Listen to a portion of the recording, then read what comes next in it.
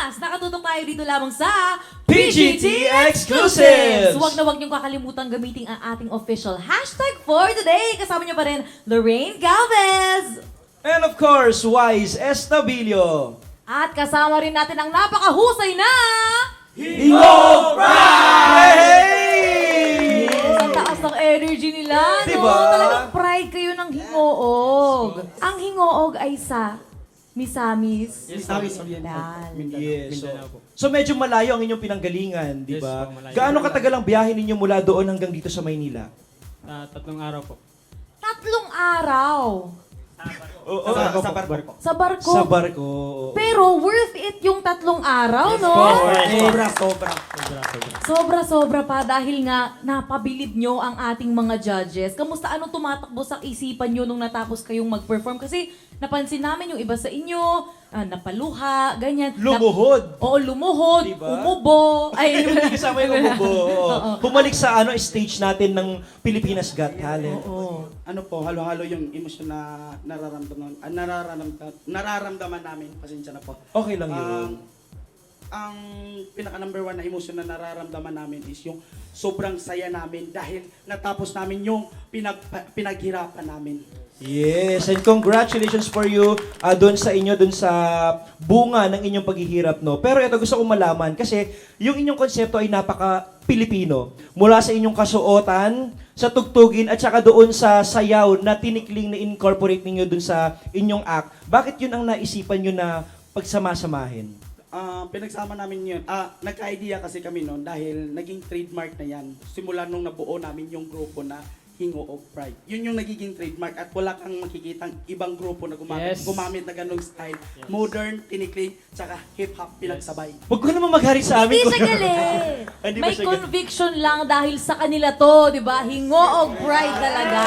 Yes. Trademark talaga namin yan. Trademark talaga namin. Tama yan. Tara magtinikling na tayo. Let's go. Ay, hindi sa kanila pala yun. Oo, pero napakahusay ninyo doon sa nakapiring ang inyong mga mata. Tapos nagawa nyo ng perfecto, napaka-flawless. Kaya naman yung ating mga judges, hangang-hanga sa inyo. Di ba? Ano naman ang reaction nyo doon sa mga reactions din ng ating mga judges?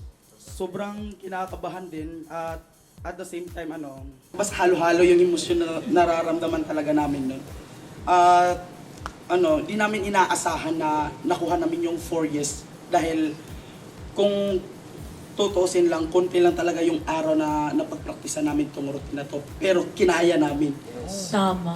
Ano na lang kaya kung nakapag-prepare kami ng maayos. Hi! Ayan. Di ba? Yan ang aabangan natin. Pero sa 4 nating mga judges na napa-oo ninyo, kanino kayo pinakakinabahan nung umpisa bago kayo sumalang? Si FMG po kasi sa tingin ko parang mahirap kumuha ng yes galing sa kanya dahil nakita niya yung mga talento simula pa ng season 1 to season 7, tama ba?